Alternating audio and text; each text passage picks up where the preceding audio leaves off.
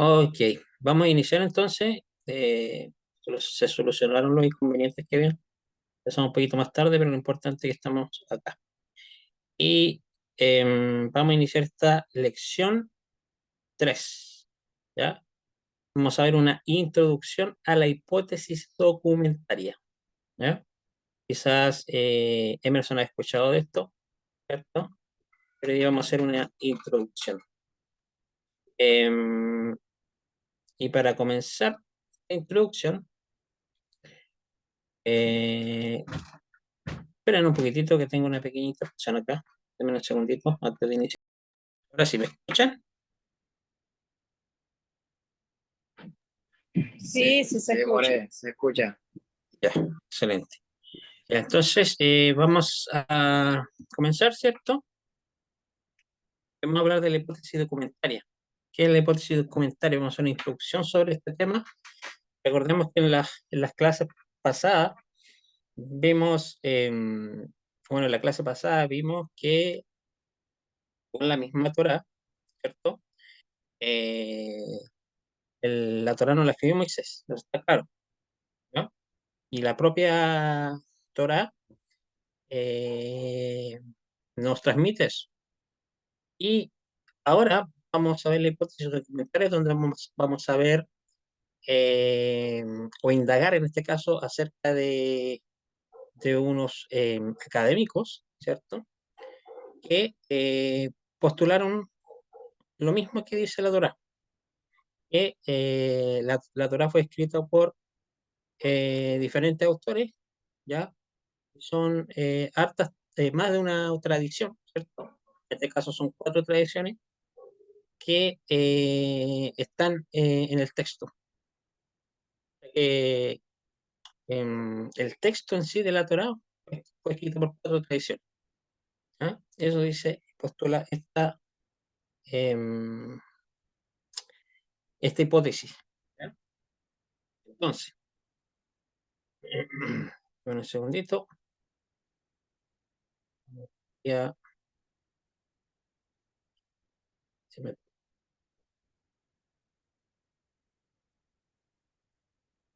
a ver. ¿Se sigue viendo la diapositiva? Sí, Un segundito. ¿Me confirman si todavía se ve? Porque se me congeló aquí la... A ver, denme un segundo.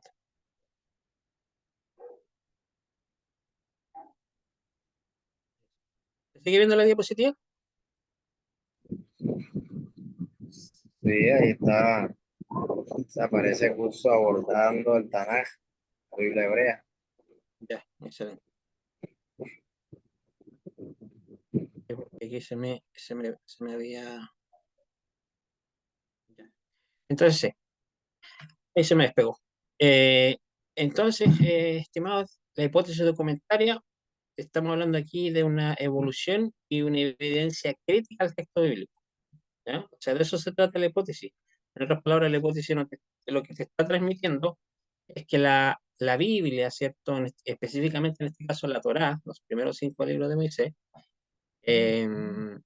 no es un documento eh, que tiene, ¿cómo se dice la palabra? Inerrancia. ¿Ya?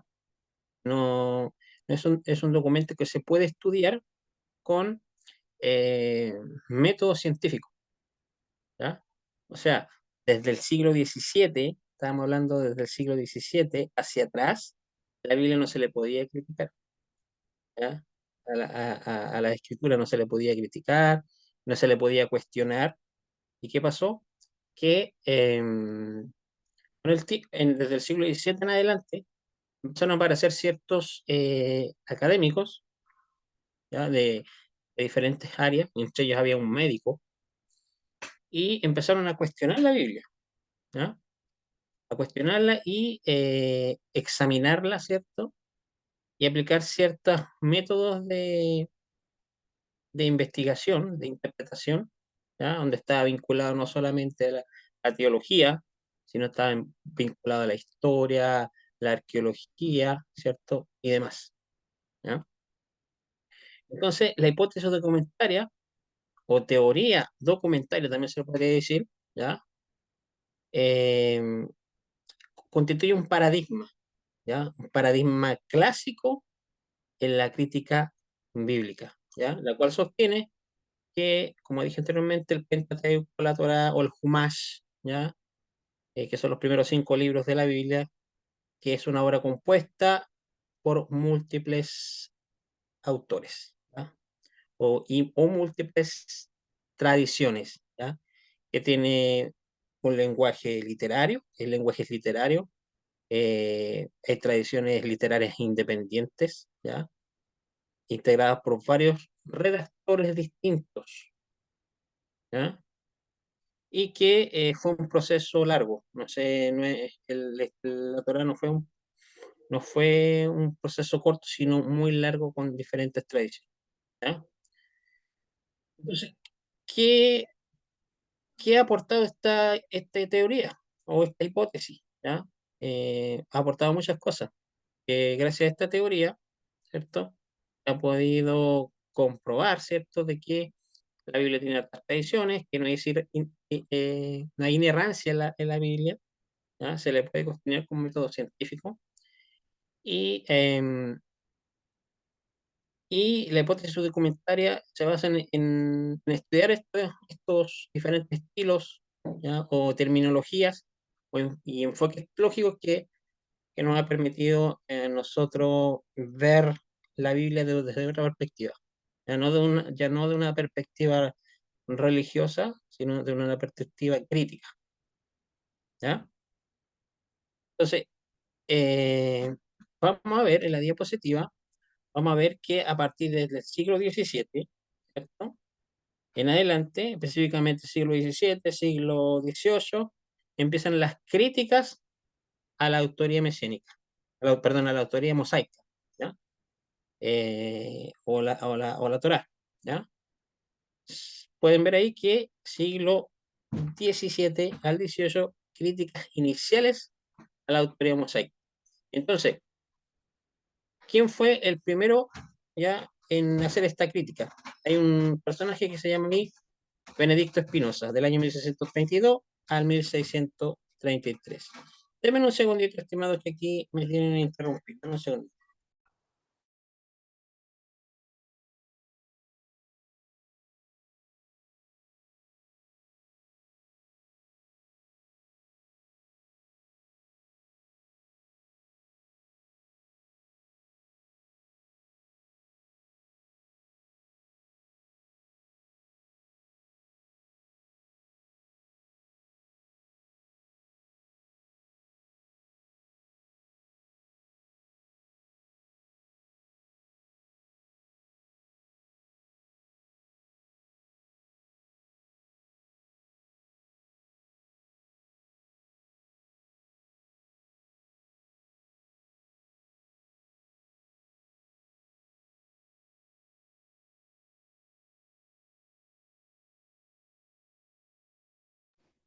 Ok, sigamos. ¿Me escuchan? ¿Me confirman? Sí, sí, se le Ya. escucha. Me disculpan porque de repente viene mi hijo, me interrumpe y tengo que sacarlo. Sigamos entonces. Ah, Entonces estaba diciendo que este caballero, Benedicto Espinosa, fue el primero que empezó a criticar la Torá, ¿ya? El Humash, ¿ya? Y después vino otro que se llamaba Richard Simon, del 1638 al 1612, ¿ya? Estos dos caballeros fueron los dos primeros en cuestionar, dice, de manera sistemática la autoría mosaica del Pentateuco. Spinoza, con su enfoque filosófico y crítico, que era un filósofo, argumentó que Moisés no podía haber sido el autor único de estos libros debido a la presencia de referencias y eventos posteriores a su muerte, ¿ya? O sea, si ustedes leen la Torah, van a ver de que hay información que es posterior supuestamente al relato de la Torah, ¿ya? Los acontecimientos que menciona la Torah. Y una de esas, por ejemplo, el propio, perdón, el propio fallecimiento de Moisés, ¿ya? Ese no podía haber escrito su propia muerte, entre otras cosas, ¿ya? Entonces, estos dos caballeros fueron los primeros en hacer esa crítica a la Torá, ¿ya? Richard Simon y Benedicto Espinosa, ¿ya? Entonces, este análisis lógico constituyó, el análisis de estos dos caballeros constituyó una ruptura significativa de la tradición judeocristiana, ¿ya? La cual había sostenido durante muchos siglos, ¿cierto?, que el autor había sido Moisés, ¿ya? Pero ya lo hemos visto con la clase anterior, ¿cierto?, que la misma Torá nos transmite que no fue Moisés, ¿ya? Este caballero Espinosa también destacó las incoherencias internas, o sea, habían ciertas incoherencias en el texto y las aparentes contradicciones en los relatos, ¿ya? Em, También, o sea, esto también llevó lo que llevó a concluir que los textos habían sido redactados en diferentes momentos de la historia y por varios autores, ¿no? O sea, eso se concluyó, ¿no? Después tenemos a otro caballero, ya en el siglo estamos aquí en el siglo XVII, al siglo XVIII, ese es el periodo, ¿ya? Tenemos a Jan Astruc, ¿ya? Jan Astruc, del año 1753. Este caballero no era teólogo, ¿ya? Tampoco no era alguien que estudiaba la Biblia de una manera crítica, pero él, podríamos decir que él como estudioso de la Biblia, ¿cierto? Empezó a cuestionar la Biblia igual, ¿ya? Mediante la lectura. Y este caballero, si podríamos decir que era médico, podríamos decir que era un académico igual, pero en otras áreas, que nada que ver nada que ver con la Biblia, pero él era no, era alguien que leía la Biblia, ¿ya? Así que podríamos decir que este caballero era cristiano, ¿ya? Y este caballero era un médico francés, como dice ahí, dio un paso importante, dice, hacia la formulación de la hipótesis documentaria. O sea, siguió la misma línea de los dos caballeros anteriores, de Spinoza y el otro caballero, el nombre se llama Richard Simon, ¿ya? Entonces, Jan Astrup, ¿cierto? Postuló que Moisés había utilizado varias fuentes, ¿ya? O memoranda para redactar el Génesis, ¿ya? Basándose en el uso variado de los nombres divinos, ¿cierto? Entre comillas, Yahvé y Elohim. Astruc sugirió que existían documentos diferentes que fueron posteriormente ensamblados en un único texto, ¿ya? O sea, qué es lo que vio este caballero cuando estudió el libro del Génesis? Vio dos tradiciones, ¿ya? Y por eso que vamos a ver más adelante que hay una tradición que se llama perdón, la tradición yahwista y la tradición eloísta, ¿ya? Y esas dos tradiciones podemos verlo en los primeros dos capítulos de Génesis, ¿ya? ¿Qué es lo que dice este caballero? Que como él vio relatos diferentes, ¿cierto? Y vio dos nombres diferentes, él llegó a la conclusión de que en realidad eran dos deidades diferentes. Yahvé no era Elohim, ¿ya? Entonces, eso es lo que él se dio cuenta en el texto, ¿ya? Y lo vamos a ver por qué. Entonces, este enfoque de este caballero, este enfoque analítico, representó la primera base formal para el desarrollo de las teorías de las fuentes del Pentateuco, ¿cierto? De la Torá, presentó las bases para los estudios posteriores, ¿ya? Esos estudios que investigarán la diversidad de tradiciones que se encuentran en los textos bíblicos, ¿ya? Este caballero Astrup no solo señaló uso variado de los nombres divinos, sino también que propuso la existencia de otras inconsistencias estilísticas que apuntaban a múltiples autores, ¿ya? Entonces, ¿qué vio este caballero? ¿Se acuerdan cuando ustedes han leído el texto del Génesis? ¿Ya? El texto de Génesis muestra en los primeros capítulos solamente a Elohim, ¿cierto?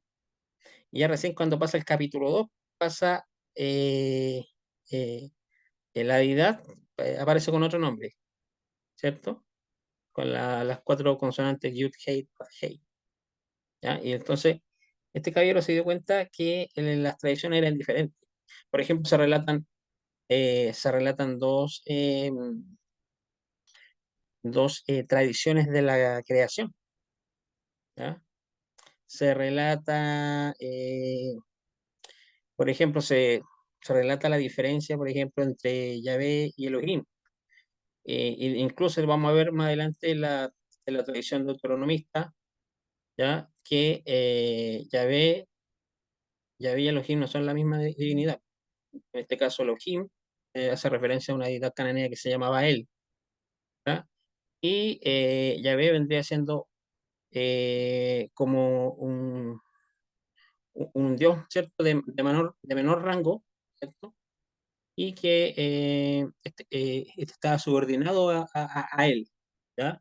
O sea, pues, estamos hablando aquí que en, la, en los orígenes cananeos del pueblo de Israel, orígenes religiosos, ¿ya? Había un panteón de dioses, ¿ya? Y él era la deidad suprema. Y Yahvé y otros dioses como Dagón, ¿cierto? Eh, eh, ¿Cómo se llama este dios, el otro? Em, Se me olvidan los nombres en este momento, ¿ya? Pero habían otros dioses, ¿cierto? Aparte de Yahvé, ¿ya? Aparte de él, ¿ya? Y él era la cabeza de todos esos dioses. Asherah, ¿cierto? Y otras divinidades. em, lo podemos ver en esta tradición, la tradición deuteronomista. Y, vamos a ver que ya en el siglo XIX, voy a pasar a la otra diapositiva, vamos a ver ya en el siglo XIX la formación de sistematización de la teoría documentaria, ¿ya? Aquí ya aparece otro caballero, pero ya en el siglo XIX, ¿ya? Y él se llama Wilhelm Martin Leverage de Waid, ¿ya? Del año 1805. Y Hermann Hupfeld del año 1853, ¿ya? Dice aquí que desempeñaron un papel crucial en el desarrollo temprano de la hipótesis documentaria. De White fue pionero en sugerir que el Deuteronomio, ¿cierto? El de Barín, era un texto tardío. O sea, el de Barín no era un texto muy antiguo, como dice la tradición, era un texto tardío, ¿ya? Y que estaba separado del resto del Pentateuco. O sea, era una tradición separada del resto de los libros, ¿ya? Introduciendo la idea de un proceso redaccional, dice, prolongado y una complejidad textual más allá de una única autoría. La idea de White, de que el deuteronomio tenía un origen diferente, marcó el inicio de un enfoque crítico hacia la composición del Pentateuco, que abrió nuevas preguntas sobre la datación y autenticidad de estos escritos. Eh, y el otro caballero, vamos a ir a otra diapositiva, un segundito. El otro caballero, que se llama Wolfelt, no sé si lo pronuncié bien, dice, por su parte, diferenció, dice, entre la fuente eloísta, o sea, la fuente eloísta se conoce como con la sigla E, ¿ya? Y la yavista con la sigla J, ¿ya? Dice, identificándolas como tradiciones textuales distintas. O sea, la tradición eloísta, encontramos en los primeros capítulos del Génesis, es una tradición diferente a la yavista que ya lo encontramos en el capítulo 2, ¿ya? Cada una, dice, con su propia perspectiva teológica y características literarias. Además, identificó una tercera fuente como conocida como la fuente sacerdotal, cuya sigla es la letra P, ¿ya? La cual introducía elementos litúrgicos legales que reflejaban un enfoque claramente sacerdotal y ritual, ¿ya? O sea, en la fuente sacerdotal es otra tradición ya escrita por sacerdotes, por eso vemos como por ejemplo en Levíticos, ¿cierto? Que se enfoca mucho en lo que se hacía en el templo, ¿ya? En el tabernáculo, ¿cierto? En el Mishkan, ¿ya? Muchos detalles minuciosos de cómo se hacían los sacrificios, la ofrenda, el lavado de los utensilios y demás, ¿ya? Eh, Así que hay muchos detalles. Por eso cuando ustedes, cuando leen el Levítico, es un poco tedioso cuando uno lee las parashot, que se enfoca mucho en lo que es la parte la ofrenda, los rituales, ¿cierto? El lavado, ¿cierto? Ya sea de las manos, ¿cierto? La pureza ritual y demás. Entonces, y ve el tema de la higiene, ¿cierto? Lo que se conoce como la lepra, que se tiene que hacer para solucionar ese problema, ¿cierto? De la lepra, que según la tradición es una especie de llaga blanca, ¿cierto?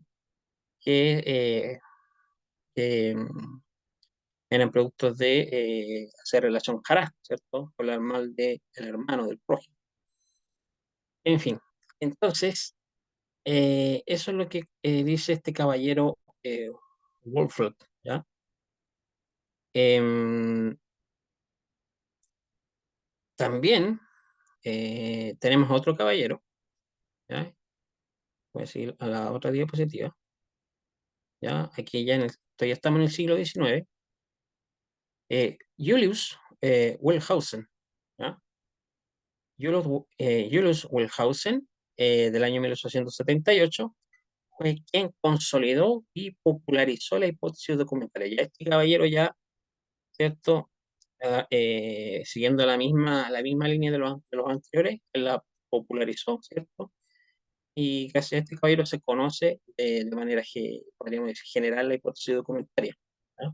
Y él la dio a conocer en su obra que se llama Prolegomena sur Heiligkeit Israel. Está en alemán, no sé, así que no me hagan pronunciarlo correctamente, porque no voy a poder, ¿ya? Que está en alemán. Y Wellhausen dice, dice ahí, postuló que el Pentateuco se deriva de cuatro documentos. La fuente, él ya la postuló ya, ¿ya? Fuente J, yavista, la fuente eloísta, la fuente P sacerdotal y por último la fuente de la deuteronomista, ¿ya? Cada una de las cuales representa una etapa específica en la evolución de la historia y religiosa de Israel, ¿ya? O sea, este caballero ya, con él ya podemos ver las cuatro tradiciones, ¿ya? Y él la popularizó. Entonces, nos vamos ya para el siglo XX, ¿ya? ¿Qué pasa en el siglo XX? ¿Ya? El siglo pasado, ¿no? ¿Ya? En el siglo XX, ¿qué es lo que ocurrió? Una revisión y una consolidación de los hipótesis documentarias, ¿ya? Y tenemos este otro caballero que se llama Martin North, de 1948, que dice que desarrolló una hipótesis de documentos deuteronomistas, sugiriendo que los textos históricos que se extienden desde el Deuteronomio hasta el segundo libro de los Reyes fueron redactados por un único autor o grupos con una visión coherente y unificadora, ¿no? O sea, este caballero ya postula que el libro de Devarim, ¿cierto? Deuteronomio, hasta el segundo libro de Reyes, se tratan de los mismos autores, ¿no? O un mismo grupo, ¿ya? Una misma tradición, ¿ya? Eso es lo que postula Martin Knott, ¿ya? Eh, no, se apartó de lo que conocemos como las siglas, ¿cierto? O la segmentación clásica de la JEPD, ¿ya? Esa sigla que representa esas cuatro tradiciones. Y él propone algo diferente, ¿ya? Eh, Propone un proyecto teológico más, podríamos decir, holístico, ¿ya? Centrado en la fidelidad del pacto y la teología de la promesa y la maldición. O sea, él ya eh, se centra más en la parte del pacto, ¿cierto? De la alianza que Dios hizo con Israel, ¿ya? Y tiene un enfoque más, o sea, o se enfoca más, en otras palabras, en la parte teológica, ¿ya? De las promesas y la maldición, ¿ya? Recordemos que en la Torá se habla de bendiciones y maldiciones, ¿cierto? Se habla mucho también de la alianza, ¿ya? Y su propuesta, conocida como la historia deuteronomista, ¿ya? Plantea que estos textos formaban una obra unificada cuyo objetivo era interpretar la historia de Israel a la luz de la fidelidad y la infidelidad del pueblo de Israel. Y si nos damos cuenta, en el texto de Deuteronomio hace mucho énfasis en eso. Si, por ejemplo, vamos al capítulo 30 del Deuteronomio, ¿ya? Y bueno, en los capítulos anteriores, vamos a ver que se enfoca mucho en la parte del exilio, de que el pueblo de Israel fue infiel a Dios, ¿cierto? Se alejó del pacto y por causa de eso vienen maldiciones, las Kelalot, ¿cierto? Y vamos a ver que esto trajo como consecuencia el exilio, ¿ya? El exilio babilónico.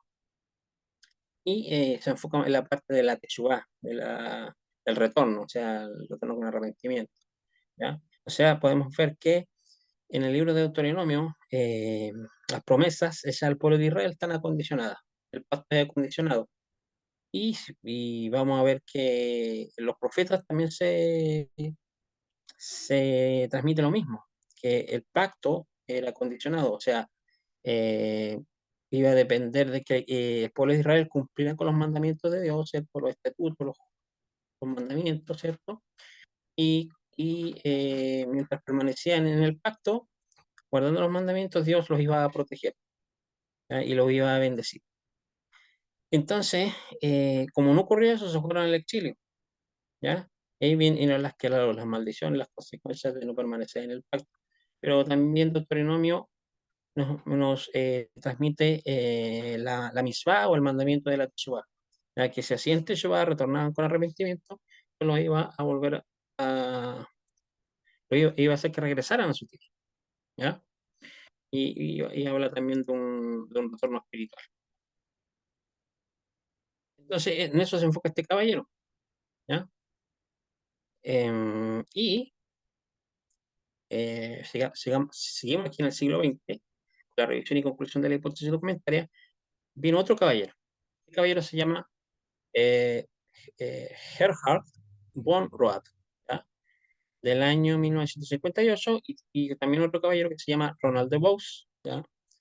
Contribuyeron al desarrollo de la historia deuteronomista, ¿ya? O sea, ellos se enfocaron en la historia deuteronomista, planteando la existencia de un plan histórico teológico de mayor amplitud en los textos bíblicos.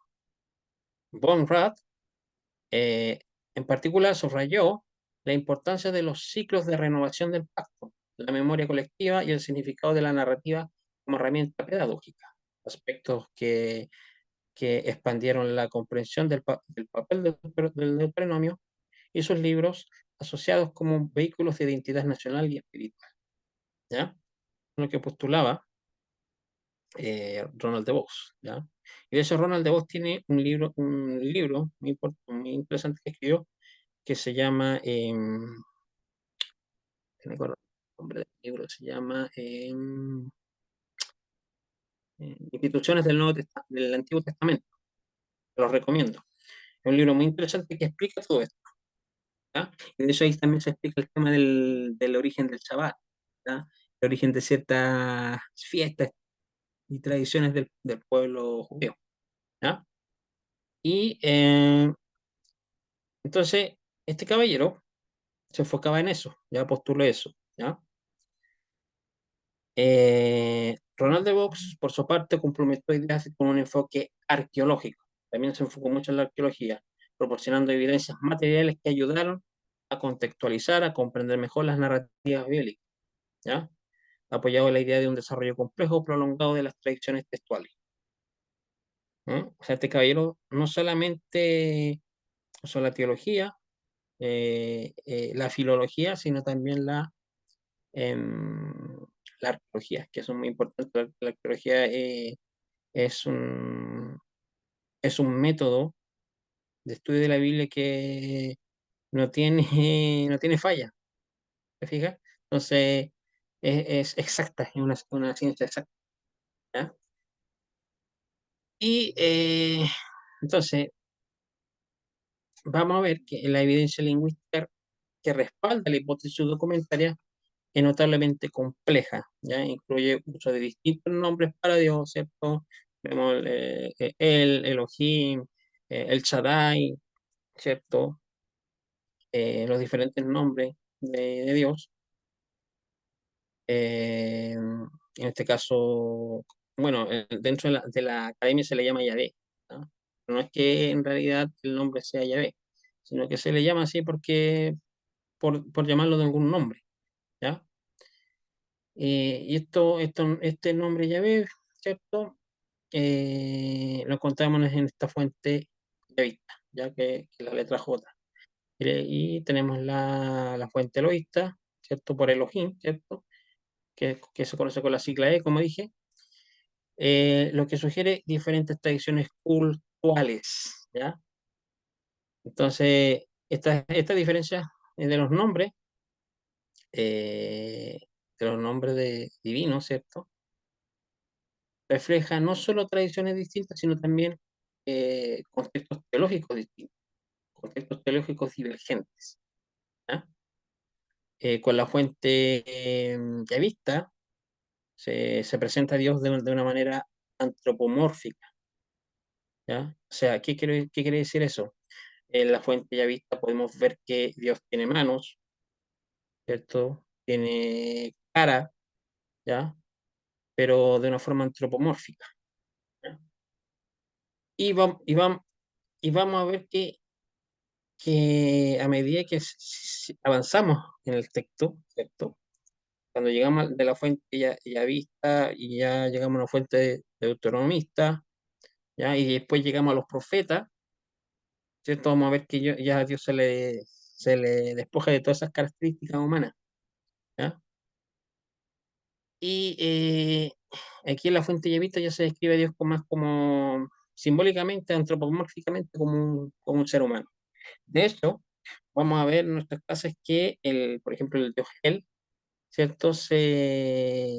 La evidencia arqueológica ha demostrado que el dios Hel se lo representaba como un anciano, un hombre, un anciano, ¿cierto?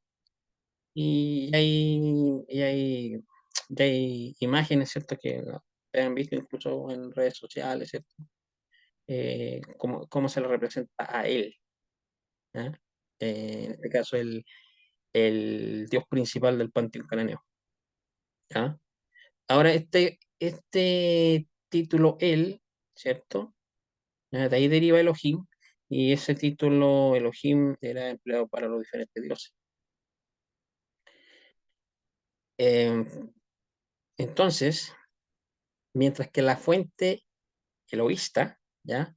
Lo muestra como más trascendente, ¿ya? Además, los estudios diacrónicos del hebreo clásico, el hebreo bíblico, revelan variaciones lingüísticas que permiten identificar etapas sucesivas en el desarrollo del idioma, ¿ya? Vinculando cada fuente a un periodo histórico específico, ¿ya? Con lo cual apoya la hipótesis de una composición múltiple, ¿ya? Y tenemos por otro lado la fuente sacerdotal, la que se conoce con la sigla P, ¿cierto?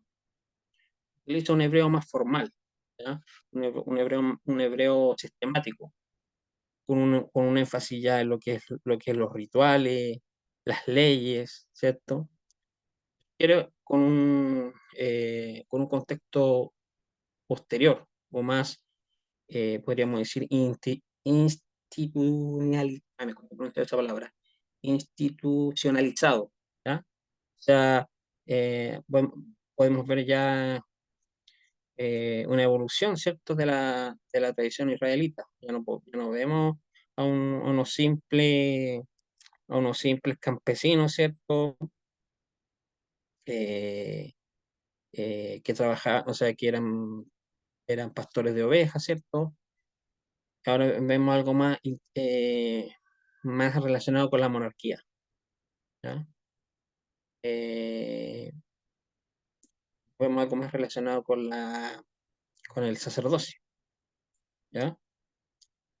Y esto probablemente empezó a tomar forma durante el exilio babilónico, o quizá un poco después, ¿ya? Entonces, la evidencia literaria, Javi, se manifiesta en la presencia de duplicaciones narrativas, como los dos relatos del Génesis, ¿ya? Por ejemplo, no sé si ustedes a mano tienen una Biblia. ¿Tienen una Biblia cualquiera? Eh, me responden. Si no, para sacar la mía acá, que me pueden acompañar. Vamos a ver aquí la mía en en mi app. Vamos a ir al libro de Génesis. Bueno, Un momentito. Vamos a ir a a los primeros dos capítulos, para ir analizando el asunto.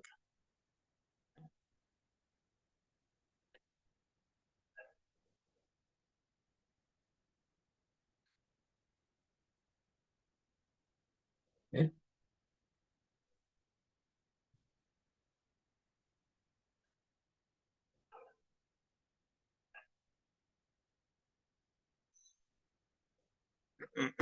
Ya, voy acá a la Torá. ¿Cierto? Vamos a ir a los primeros dos capítulos. Si se fijan, el capítulo comienza así: en el principio del crear de Elohim los cielos y la tierra. ¿Ya? Y ahí se habla de la formación de la formación y creación de la tierra, ¿cierto? Y vio Elohim que la luz era buena y separó entre la luz y las tinieblas, etcétera, etcétera, ¿cierto? Eso nos dicen los textos,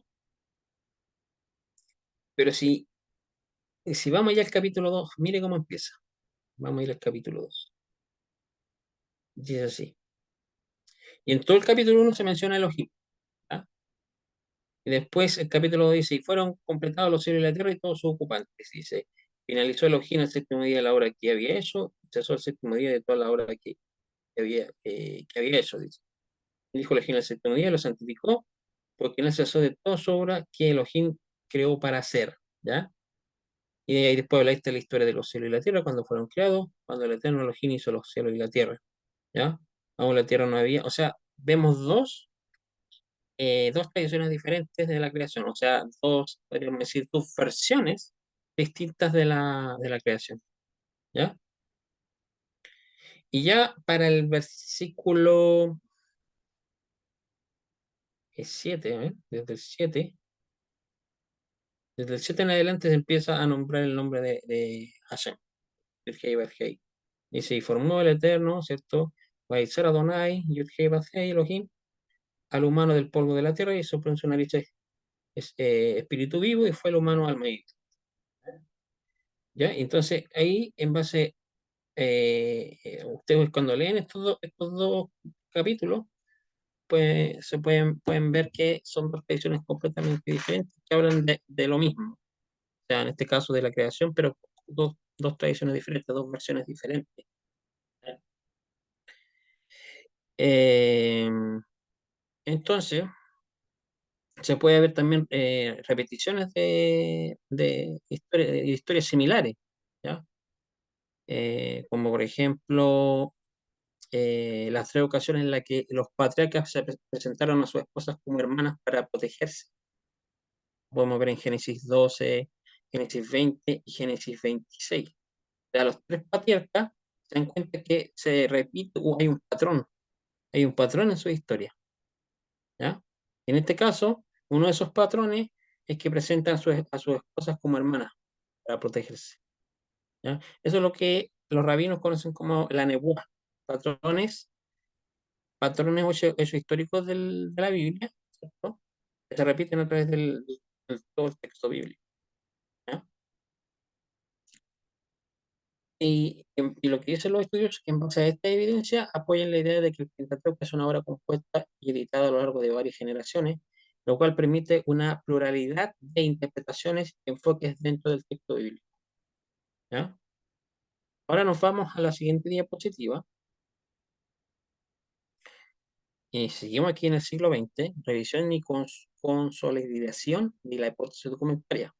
Tenemos aquí a otro caballero, a Von Rath, que los textos del Pentateuco no eran meramente relatos históricos, sino que también reflejaban una profunda reflexión teológica sobre la relación entre Dios y su pueblo, donde el pacto y la redención ocupaban un lugar central.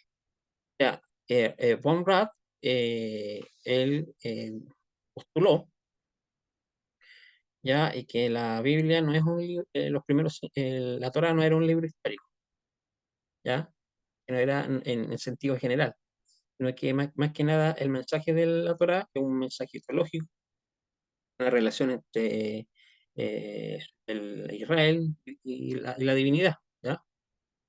Y donde se hace mucho énfasis en el pacto, ¿ya? Y la redención, ¿ya? Que ocupa en este caso el tema central. Eh, entonces, y eso lo podemos comprobar, pues si de eso hoy en día se dice que, por ejemplo, el relato de Moisés, ¿cierto? Cuando lo sacó de la tierra de Misraín, de la tierra de Egipto, es uno de los mitos fundacionales del pueblo de Israel. Ese mito permitió que Israel fuera un reino. Y, esas tradiciones se juntaron, ¿cierto?, con la reforma de Josías. Vamos a ver más adelante que la reforma de Josías, que fue un rey, ¿cierto?, que aplicó una reforma, sacando en este caso eh, todo vestigio politeísta, ¿cierto?, o enoteísta del pueblo de Israel. O sea, en este caso ya eh, para ese entonces, ¿cierto? Josías descarta a todos los dioses que el pueblo de Israel, ¿cierto?, adoraban, ¿ya? El vulgo adoraba, y, y hace una reforma, ¿ya? No solamente en el ámbito político, social, cultural, sino en el aspecto teológico. Entonces, en el aspecto teológico, ¿qué se hizo? Que Yahweh fuera la única divinidad y se centrara la adoración, ¿cierto? En el templo, en un solo lugar, en este caso en Jerusalén. ¿Ya? Eso lo vamos a ir viendo más adelante. Entonces, estaba diciendo, vamos a ir a la siguiente diapositiva. Pues, ¿no? Y bueno, ahora está en el siglo XXI, reciente, ya estamos hablando de 1997, el año 2003, hace poquito, ¿ya? En nuestro siglo XXI, ¿ya? Debates contemporáneos y nuevas aproximaciones. Dice, este caballero, Richard Elliot Friedman, estamos hablando de 1997 al 2003, ha reforzado, dice, la validez de la hipótesis documentaria, dice, al incorporar métodos contemporáneos del análisis crítico. Friedman sostiene que las cuatro fuentes principales, ¿cierto? JEPD, ¿cierto? La fuente yavista, eloísta, sacerdotal y deuteronomista, fueron unificadas por diversos redactores, pero mantienen características propias que permiten discernir sus orígenes. O sea, cada una tiene un origen diferente, ¿ya? Eh, aquí estamos hablando ya algo que ocurrió, es lo que postuló este caballero reciente, ya año 1997, 2003, ¿ya? No tiene mucho tiempo. Y el trabajo de este caballero ha sido fundamental para actualizar ya la teoría, ¿cierto? A la luz de nuevas evidencias arqueológicas, ¿ah? Nuevos estudios filológicos, ¿ah? Y análisis lingüístico. Además, Friedman ha planteado la posibilidad de que algunos de los redactores de estas fuentes pertenecieran a diferentes sectores de la sociedad israelita, ¿ya? como los círculos sacerdotales o los profetas, de los cuales, de lo cual explica las diferencias, las diferentes perspectivas sobre la ley, ¿ya? Lo cual explicaría las diferentes perspectivas de la ley, el culto y la ética presente en el texto, ¿ya? O sea, podemos ver diferentes perspectivas de la aplicación de la Torá, diferentes tipos de culto, ¿ya? Y diferentes enfoques, ¿ya? O podríamos decir eh, diferentes formas de aplicar la ética, ¿ya? El musar, como le llamamos hoy en día en el hebreo, que están plasmadas en el texto. Entonces, esta teoría sugiere que hay una rica diversidad de influencias que contribuyeron a la formación de la Torah, del Pentateuco, y tal como la conocemos hoy en día, ¿ya? Y vamos a la siguiente diapositiva. Tenemos ya en el 2012, esto es mucho más reciente todavía, Joel Biden, ¿ya? Joel Biden dice también acá que ha defendido una revisión de la hipótesis documentaria. ¿Por qué estas últimas dos personas han defendido la hipótesis documentaria? Porque la hipótesis documentaria también ha sido criticada, ha sido atacada, ¿ya? Y, hasta el día de hoy está en debate, ¿ya? Entonces surgen estos caballeros, ¿ya? Que dicen que defienden la hipótesis documentaria, ¿ya? Afirmando que la composición del Pentateuco se explica mejor al reconocer la amalgama de tradiciones divergentes que conforman el texto bíblico, ¿ya? Entonces, voy a dejar de compartir. Entonces, estimados, eso es lo que... esperen un poquito,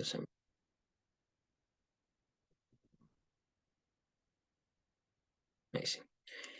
Y de eso se trata la hipótesis de comentario, ¿ya? Ah, ¿qué podemos aprender de todo esto? ¿Qué conclusión podemos sacar de todo esto? No sé si quieren opinar ustedes en base a lo que vimos ya, que ustedes pudieron, que pudieron concluir, ¿ya? Me gustaría saber su opinión de ustedes en base a lo que hemos visto aquí con esta introducción a la hipótesis documentaria. Si alguien puede usar el micrófono, si Habla, esto está... habla, habla. More, Shalom. Shalom, shalom. Bueno, yo tengo una pequeña preguntita ahí. Bueno, que ¿por qué se le dice judeo-cristiano? O sea, ¿por qué se le Ese llama término, pues, ese término? Porque El término judeo-cristiano es porque tanto el judaísmo como el cristianismo tienen en común la Torá y los profetas, ¿ya? Por eso se le de- llama judeo-cristiano, porque de hecho los cristianos usan la tradición judía para transmitir cierto su teología, ¿ya? O sea, que tanto el cristianismo como el judaísmo en realidad no están tan alejados como desde la perspectiva, desde la perspectiva académica, no están tan alejados como la mayoría de las personas suelen creer, ¿ya? Y es porque también el Nuevo Testamento se basa en el texto del Tanaj, de Biblia hebrea, ¿ya? Entonces por eso se le llaman tradición judeo-cristiana.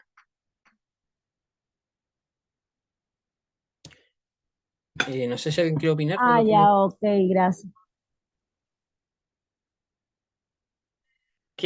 me gustaría saber la apreciación de lo que hemos visto hasta ahora. ¿Qué conclusión llegan ustedes? ¿Qué es lo que creen? ¿Qué es lo que lograron captar de la clase de día? Bueno, ¿sí me escucha, More? ¿Sí se escucha bien? Bueno, sí, bueno, ya como dijo usted, ya tengo conocimiento de ya habíamos tocado este tema, ¿verdad? Mm. Siglos atrás, ¿verdad? Antes del 17 sí, claro, no se veía el Tanaj o la Biblia como más se conoce, no sabía, o sea, no se cuestionaba, no se le criticaba, o sea, nadie cuestionaba que los cinco libros conocidos como Torah, llamado Pentateuco, nadie cuestionaba eso, que sí, son de Moisés y ya, y Moisés los escribía, listo. Y no había, hasta, ¿verdad? Hasta que se levantaron estos académicos, ¿verdad? Que empezaron a hacer este estudio, ya digamos que fuera de, ya en una perspectiva ya diferente, ¿verdad? Arqueológica, científica, ya que académica. La academia es eso, ya desde la ciencia, de la arqueología, ya de la cultura. Y bueno, y aquí, ¿verdad? Se empezaron a notar, como decía usted, o sea, los dos relatos distintos que está en Génesis. El capítulo uno, o sea, hay dos relatos diferentes el relato de la creación. Y por ejemplo, no solamente en Génesis, aún hasta en el diluvio, también en el diluvio hay dos relatos En distintos, Abraham. en Papá Abraham también. Mm. Bueno, hay varias, o sea, si podemos, nos podemos a mirar, o sea, hay varias. Eso es lo que llaman, y están ahí, o sea, están juntas, y eso es lo que llaman una sutura literaria, ¿tá? Donde ambos escritos, o sea, son dos escritos diferentes, y los unen, los unifican, ¿verdad? En un solo, como para, que pareciera que fuera un solo relato, pero realmente hay dos relatos diferentes, pero los unen. Ya, entonces, mucho antes esto se desconocía y ahora, bueno, del siglo XVII, bueno, hasta nuestros días, esto ahora, digamos que ha cogido más fuerza. Y bueno, la verdad es que yo quiero concluir con esto. Hay personas que he visto que, no sé, la fe se les ha derrumbado. Hay otros que la fe se ha fortalecido. En nuestro caso, al contrario, nuestra fe, o sea, se ha aumentado más. Eh, pero sí he visto personas que, bueno, han estudiado la crítica textual y todas estas cosas. Bueno, he visto que hay unos que se vuelven ateos. Bueno, yo he visto de todo en en este caminar. Ok. Así es, Marcelo, así es. Y lo bueno es que esto es, te das cuenta que la, la crítica textual, ¿cierto? La misma ciencia bíblica no es dogmática. O sea, no es como la religión dice, no, esto es así. ¿Ya? La religión es más, es más, podríamos decir, ortodoxa, eh, más tradicionalista, ¿cierto? En cambio, aquí, por ejemplo, como pudimos ver, la hipótesis documentaria, ¿cierto? A medida que avanzando, ¿cierto? Los nuevos académicos han postulado a cambios en la hipótesis, o sea, va evolucionando. ¿Por qué? Porque se descubren nuevos descubrimientos arqueológicos, ¿cierto? Hay un estudio más académico, filológico de los textos, nuevos descubrimientos, etcétera. Entonces, obviamente que la hipótesis documentaria no es algo que no es como la religión, que así y así es, no, va evolucionando. Entonces, quizá en algunos años más, la hipótesis documentaria a lo mejor no va a ser como la conocemos hoy en día. O sea, a lo mejor van a haber nuevas evidencias, nuevos descubrimientos que a lo mejor van a hacer cambiar, ¿cierto? La idea, la, hipo- la- no la idea, sino la opinión que tienen los académicos, ¿cierto? Entonces va en continuo cambio, en continua evolución. Y eso es bueno, porque de esa forma se develan las verdades, ¿no? A lo mejor, quizá hoy en día no se ha encontrado nada relacionado con la salida del pueblo de Israel, ¿cierto? De Egipto, pero quizás más adelante se encuentre algo que evidencia fue que pasó. Entonces, por eso nada, no podemos decir, no podemos certificar que sí, fue así, porque al final viene la evidencia y tumban, ¿cierto?, la idea o la hipótesis que alguien tenía. Lo mismo antes se decía que los muros de Jericó no existían, que era un mito. Se descubrieron los muros de Jericó. Decían que el rey David no existió, que hay evidencia del rey David. ¿Te fijas? Entonces todo va en evolución, de menos a más. Y eso es lo bueno de estudiar la ciencia bíblica, y eso no tiene por qué eh, desmoronar tu fe, todo lo contrario, sirve para fortalecer aún más tu fe. ¿Qué es lo que es fe? ¿Ya? La fe no es creer ciegamente, la fe auténtica, la fe hebrea, la emuná, ¿cierto? No es simplemente confiar, creer, sino saber de qué es así, ¿cierto? Hay evidencia al respecto. Es una creencia ciega, ¿ya?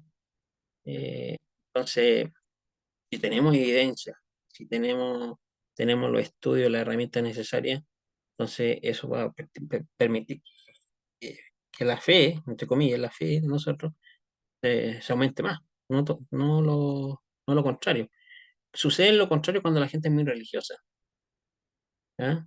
Pero cuando uno es abierto de mente, ¿cierto? Estudia la escritura no solamente desde una perspectiva religiosa, sino teniendo en cuenta diferentes perspectivas, tú vas a llegar a una conclusión, ¿te fijas?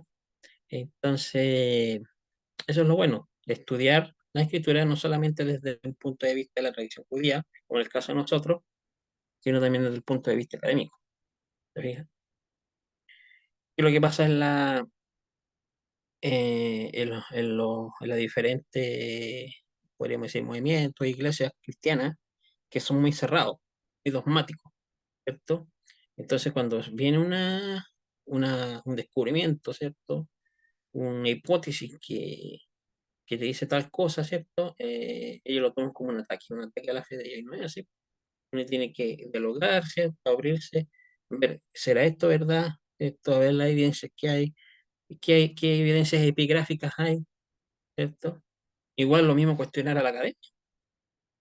Entre académicos también se cuestionan las teorías, las hipótesis, ¿cierto? O los descubrimientos ya, las cosas concretas. Entonces, eh, todo esto es algo bien bonito porque se aprende estas cosas, ¿cierto? Se van descubriendo más cosas y te sirve para tu nutrición, ¿cierto? Para tu hambre espiritual que tú tienes, ¿cierto? Lo que llamamos espíritu está vinculado con el intelecto. Entonces, alimento para tu intelecto, ¿ya? Y así no vamos a estar propagando falsedades, vamos a estar propagando información verídica, verdades, ¿cierto? Y vamos a tener las evidencias para poder demostrar que esto es así, ¿cierto? Y no dogmatizarnos, ¿ya? Eso quería compartir con usted. No sé si la Orellana quiere opinar al respecto, si está en condiciones de opinar, o si no dejamos aquí nomás la clase, la transmisión. No sé si la hermana Paula quiere decir algo, ¿no? Entonces, No, sí, sí, o sea, como usted decía ahorita, por lo menos muchas veces se sienten atacados cuando hay un concepto diferente o al empiezan a, dogmatismo. exacto, los dogmáticos están muy cerrados. Entonces, ¿qué pasa? De que todo esto, en vez de hacer aumentar su fe, su emuná, o sea, no se cierran a esta nuevas experiencias, conocimiento, entonces ahí está, pero no, para nosotros ha sido una bendición. así es. Para mí también. Eso es lo bueno. Así que vamos a seguir estudiando, ¿cierto? Vamos a seguir viendo más clases en relación a este tema. Y bueno, acuérdense que todavía queda mucha tela que cortar. El curso dura 8 meses, ¿ya? Y solamente ahí voy a estar recordando, ¿cierto? Que el tema de las mensualidades, ¿no? Y bueno, hasta aquí vamos a dejar la transmisión, ¿ya? La clase de hoy día, esperando que le haya gustado. Y bueno, la próxima clase lo vamos a anunciar por el grupo, ¿ya? En el grupo vamos a estar dando el día y la hora, o la fecha en este caso, de la próxima lección. Y para mañana, ¿cierto? Los que están con el curso hebreo conmigo, mañana a las 22, ¿ya? Emerson, Ana Paola. No sé si Sí, Lore ya sí, no está en la sí, clase sí, hebreo. casualmente le iba a preguntar, pero ya se me adelantó. Sí, mañana la clase. ¿Ya? Claro, claro. Bueno, Bueno, ah, voy a. Esperen, déjenme parar acá la grabación.